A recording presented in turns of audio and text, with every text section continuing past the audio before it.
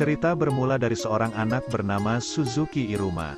Dia dipaksa kerja orang tuanya di kapal penangkap ikan. Iruma memiliki kemampuan menghindar yang sangat luar biasa. Tapi, saat dia diminta tolong, dia tidak bisa menolak. Tiba-tiba, dia dibawa iblis ke alam para iblis. Iblis itu bernama Salifan. Ternyata, Iruma sudah dijual ke iblis oleh orang tuanya. Salifan berniat mengangkat Iruma menjadi cucunya. Karena dimintai tolong, Iruma tidak bisa menolak permintaan Salifan. Ia pun disihir agar mengerti dan membaca bahasa iblis. Dia juga diberi parfum agar bau manusianya tersamarkan.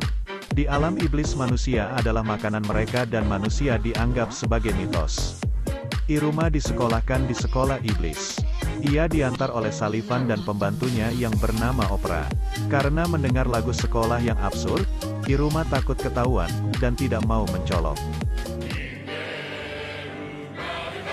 Pada saat penyambutan, Iruma kaget ternyata kakeknya adalah orang penting di sekolahnya.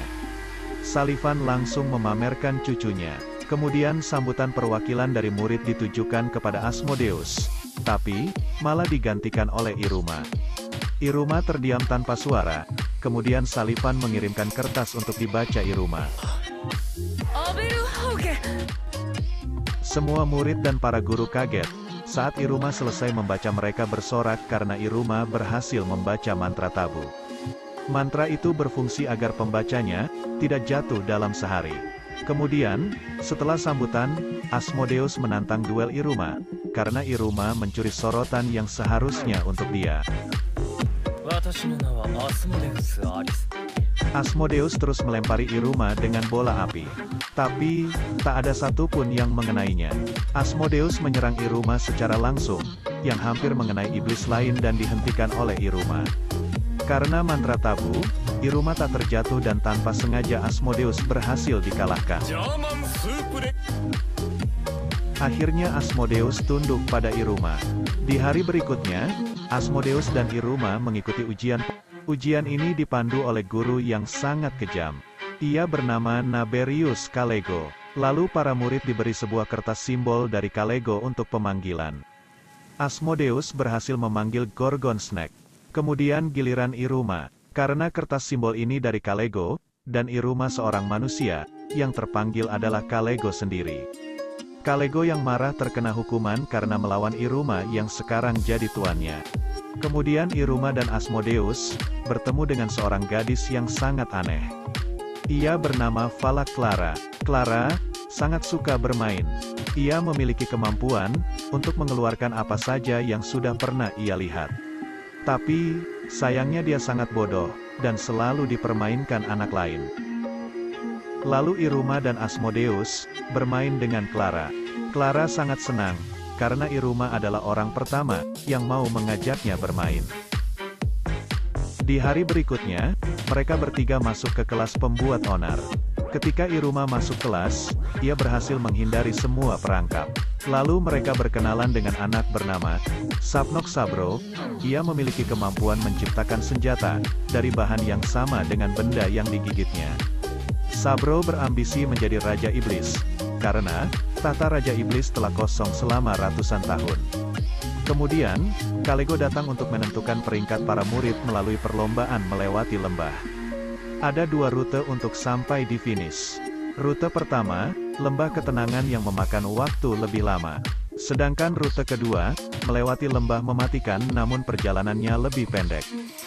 Para murid dianjurkan untuk melewati lembah ketenangan. Karena, lembah mematikan dijaga oleh penjaga lembah yang sangat kuat. Iruma yang tak bisa terbang didorong oleh Kalego. Ia ditangkap oleh burung gagak. Sedangkan Sabro melewati lembah mematikan dan dia berhadapan dengan penjaga lembah. Ketika gagak yang membawa Iruma mendengar suara penjaga lembah, Iruma terjatuh di sarang burung. Ia melihat anak burung yang terluka. Dia bermaksud menutup luka anak burung tersebut, tapi darah Iruma tanpa sengaja menetes dan menyembuhkan lukanya. Kemudian Iruma diberikan tumpangan. Di saat perjalanan, Iruma menolong Sabro dari penjaga lembah. Ternyata anak burung yang diselamatkan Iruma adalah anak dari penjaga lembah. Mereka pun kemudian diantar oleh penjaga lembah. Asmodeus, Clara dan murid lain telah sampai lebih dahulu. Mereka pun berbaris untuk mengambil peringkat di dalam kantung burung hantu. Peringkat iblis terdiri dari 10 peringkat. Semakin banyak angka yang didapat, maka menandakan iblis itu kuat. Asmodeus mendapatkan peringkat 4 dalet sedangkan Clara mendapat Gimel. Ketika giliran Iruma, burung hantu itu berteriak dan kabur. Iruma mendapat sebuah cincin emas yang tak bisa dilepas. Cincin itu mengeluarkan sosok bayangan hitam. Bayangan tersebut berteriak sangat keras. Kemudian Iruma dan Clara menenangkannya. Lalu Sabro dan Asmodeus mencoba mendekat tapi energi sihir mereka malah diserap. Kemudian Kalego ingin memutus tangan Iruma, tapi ia dihentikan Salifan. Salifan memberikan energi sihirnya dan bayangan itu kembali masuk dalam cincin. Ia menjelaskan pada Iruma bahwa cincin itu adalah cincin kerakusan yang dapat menyimpan kekuatan pemakainya. Sedangkan Iruma tidak mempunyai sihir, jadi bayangan tersebut mencoba memakan sihir orang lain. Karena Iruma tak bisa diukur, ia mendapat peringkat terbawah Aleph. Di hari berikutnya, mereka menuju Menara Botani, dan dibimbing oleh guru bernama Stolas Susi. Para murid diajarkan untuk membuat bunga mekar dengan menggunakan sihir dan imajinasi. Mereka juga diawasi oleh kakak kelas, termasuk anggota OSIS. Para murid pembuat onar telah menumbuhkan bermacam-macam bunga. Kemudian giliran Iruma, ia membayangkan bunga sakura dan mengucapkan mantra. Kemudian, Salifan tiba-tiba menelponnya dan menjelaskan bahwa Iruma bisa menggunakan sihir karena cincin kerakusan yang diisi sihir Salifan. Tapi energi sihir yang dikeluarkan belum diatur. Akibatnya pohon sakura milik Iruma tumbuh sangat besar. Ketua OSIS yang bernama Ameri, curiga dengan Iruma, karena menumbuhkan bunga yang hanya tumbuh di dunia manusia. Ameri percaya bahwa manusia bukanlah tahayul, karena ia memiliki banyak manga romantis dari dunia manusia. Ameri sangat penasaran dengan manga tersebut karena ia tak bisa membacanya. Kemudian ia membawa satu buku dan tiba-tiba ia menabrak Iruma. Buku yang dibawa Ameri pun terjatuh dan dibaca oleh Iruma. Ameri lalu membawa Iruma untuk membacakan manga untuknya. Ameri lalu memberikan kontak teleponnya, dan Iruma disuruh membacakan manga setiap hari. Kemudian Ameri bertanya pada Iruma apa ambisinya. Iruma terdiam, kemudian Ameri menyarankan untuk naik peringkat. Singkat cerita, ujian kenaikan peringkat akan diadakan sebentar lagi. Ujian itu seperti dodgeball di dunia manusia, akan tetapi pemain bisa menggunakan kekuatan sihirnya untuk menambah kekuatan lemparan atau semacamnya. Karena Iruma tak pandai menangkap bola, ia dilatih oleh Opera. Iruma juga diberikan ketahanan pada tangannya agar tidak cedera oleh Salifan. Iruma berlatih sangat keras. Lalu saat ujian tiba, Asmodeus dan Iruma berada pada tim yang berbeda. Hingga tinggal mereka berdua yang belum terkena bola. Asmodeus yang melihat ekspresi Iruma, ia bersungguh-sungguh melempar dengan kekuatannya dan Iruma berhasil menangkap dan membalikkan serangan. Akhirnya Iruma berhasil menang dan naik peringkat. Lalu sekolah Iruma mengadakan event butler. Para kakak kelas menawarkan kepada murid ajaran baru untuk bergabung dengan butler mereka. Iruma baru mengetahui bahwa Ameri adalah ketua OSIS. Ia menawarkan pada Iruma untuk bergabung dengan OSIS. Lalu di menara butler, cincin Iruma tiba-tiba menarik Iruma. Cincin itu tertarik pada kalung yang dipakai kakak kelasnya. Kemudian Iruma berkeliling ke beberapa butler. Butler Dia Botani, butler perpustakaan, butler sihir hitam, dan lainnya. Saat pulang ke rumah, Salifan mengatur penggunaan cincin Iruma dengan 4 mode, dari Devi mode yang terlemah, Demon mode, Ifrit mode, dan mode yang terakhir akan melepas semua energi sihir dengan mantra Pandorola. Saat hari berikutnya, Iruma tanpa sengaja bertemu kakak kelas yang ditabraknya.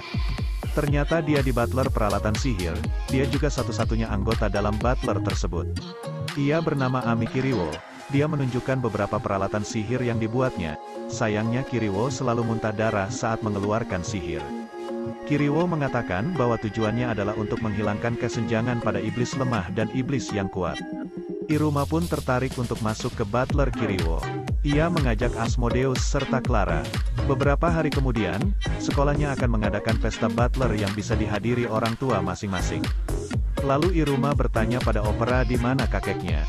Ia menjawab bahwa kakeknya sedang rapat penting. Sullivan sedang rapat dengan dua calon Raja Iblis lainnya. Mereka bertiga tidak berambisi untuk menjadi Raja Iblis. Kemudian, Sullivan ditangkap, karena dicurigai telah menyeberang ke dunia manusia secara ilegal. Kemudian, Iruma mendapat ide untuk menampilkan kembang api pada event Butler, karena akan ada hadiah kenaikan peringkat jika memenangkan vote. Mereka lalu menginap dan membuat kembang api, dengan contoh dari manga yang dipinjamkan Ameri. Karena di dunia iblis tidak ada kembang api, saat itulah Kiriwo menunjukkan kemampuannya menciptakan barrier. Singkat cerita, mereka bersiap menunggu momen yang tepat, tapi Kiriwo telah membawa kembang api ke ruang rahasia. Tiba-tiba muncul barrier yang menyelimuti sekolah. Iruma lalu bergegas ke ruang rahasia. Ternyata tujuan Kiriwo adalah menghancurkan sekolah dengan meledakkan kembang api secara langsung saat lonceng berbunyi. Kemudian Iruma melempar kembang api ke atas dengan mantra Pandorola. Kembang api itu melewati penghalang dan meledak. Lalu Sullivan muncul untuk menyelamatkan sekolah dari percikan yang dihasilkan. Para guru langsung mengepung Kiriwo dan menangkapnya. Semua murid bersorak untuk Iruma. Mereka juga melakukan vote dan bersenang-senang. Pengumuman pemenang vote Butler diumumkan. Di posisi 3, Butler Sucubus, dengan hadiah ruang mewah. Posisi kedua, Butler Sihir Baru, dengan hadiah air suci selama setahun. Sedangkan posisi pertama, diraih Butler Penyiar, dengan hadiah, kenaikan 2 peringkat sekaligus. Lalu Kalego mengumumkan bahwa ada hadiah tambahan yang diraih oleh Butler Peralatan Sihir dengan hadiah kenaikan peringkat untuk 1 orang. Kemudian Iruma maju dan peringkatnya menjadi Gimel. Lalu Iruma bertemu dengan ayah Ameri. Ia menjelaskan bahwa tugasnya adalah memulangkan manusia serta menghapus ingatannya. Tiba-tiba Ameri datang dan memotong pembicaraan. Ayah Ameri sangat syok, ia salah paham karena Ameri sangat dekat dengan Iruma. Iruma kemudian dipanggil ke ruang penyiar, mereka memberikan hadiah tiket konser idol bernama Kuromu. Iruma juga mendapat tiket bertemu Kuromu secara langsung. Kuromu adalah nama panggung teman sekelas Iruma yang bernama Keroli. Keroli berusaha merahasiakan identitasnya dari Iruma. Tapi, dia langsung ketahuan. Keroli sangat marah, karena di sekolah, Iruma sangat mencolok melebihinya. Dia kemudian terkena demam dan pingsan. Karena Iruma tidak mau konser dibatalkan, ia meminta Asmodeus dan Clara untuk membantu mengulur waktu sampai Keroli sadar. Mereka pun berdandan dan tampil di acara pembukaan. Iruma tampil sebagai Irumi. Keroli yang sudah baikan, ia mengerti tentang Iruma. Keroli langsung tampil bernyanyi bersama Iruma. Keesokan harinya, Iruma terlihat murung karena memikirkan tentang perkataan ayah Ameri. Asmodeus dan Clara berinisiatif, membuatkan makanan. Iruma pun kembali ceria.